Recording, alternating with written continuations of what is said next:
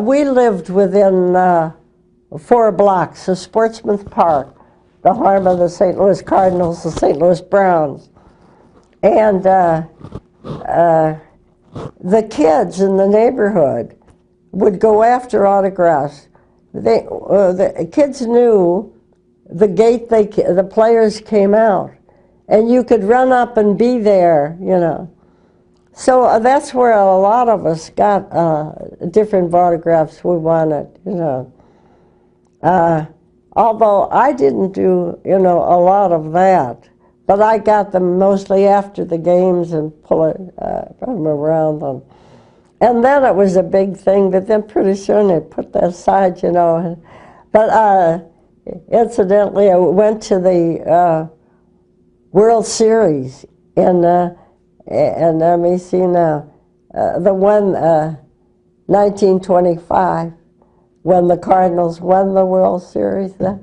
And my friend Ann, we were in 7th grade. Yes, 6th grade. In 7th grade, I finished grammar school. But the two of us went to 7 o'clock Mass, had breakfast.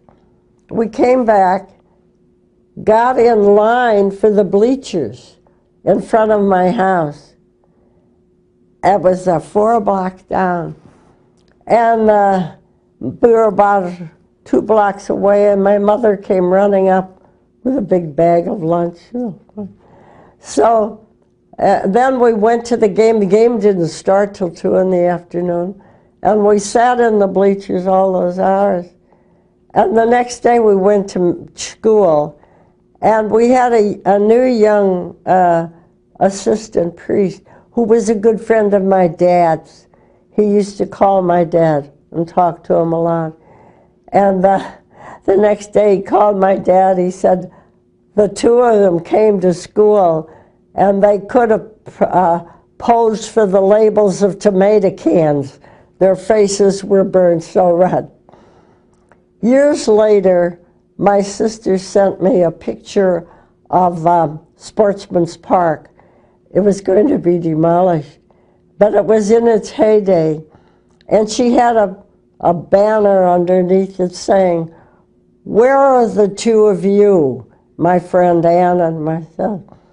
And I wrote back to her and I said, "Ann is tucked away in her convent, in her Dominican convent in New York, and I'm tucked away in my Victorino convent in Indiana." I don't remember the day I got Babe Ruth, but the one I really remember was Ty Cobb. And the reason is that at the ballpark, they had Ladies' Day, and you had to be 16. And I'll get back to that too. And you had to be accompanied by an adult. And I was moaning and groaning around the house.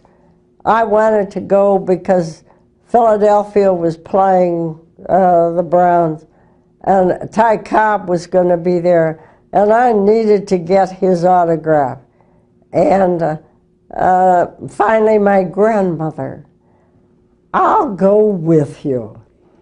So she went with me, and I said to her, we called her Nanny, "Nanny, right after the game, I have to run up and get his autograph. I had this with me." And so as soon as the game was over, I dashed out, but she got in back of me. And a bunch of kids were around him. And he was a kind of cantankerous person, you know, not an outgoing personality. And then he was saying, no more, no more, no more. And I was with the, please, Mr. Cobb, just one more. And I think he looked at Granny in back of me. He reached, he took mine, he signed it, and then he said, now that's all. And I don't think I would have remembered that much, except that I heard my grandmother repeat the story, telling people she was so proud of me, she thought I was much too shy to do anything like that.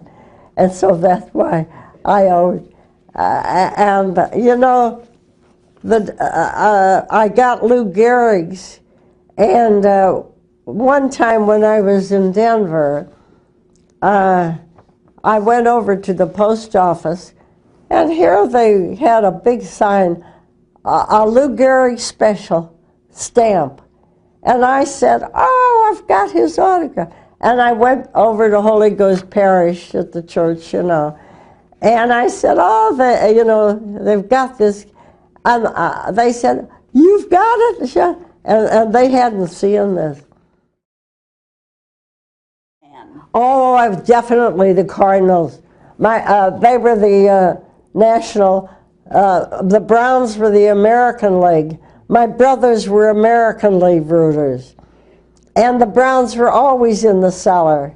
But the only good thing about the Browns was that the American League, the Yankees came. And you know, the park was always empty with the Browns, except when the Yankees came, they filled it. And there was a ritual to it. They filled the park that day, waiting for the babe. And the minute he stepped out of the dugout, boo! The whole place went booing. And he stood, and they get up to bat, the booing would go on. And then he'd go point to the bleachers, and if he hit a home run, they went wild, cheering and cheering. So it was a ritual, and it was a lot of fun.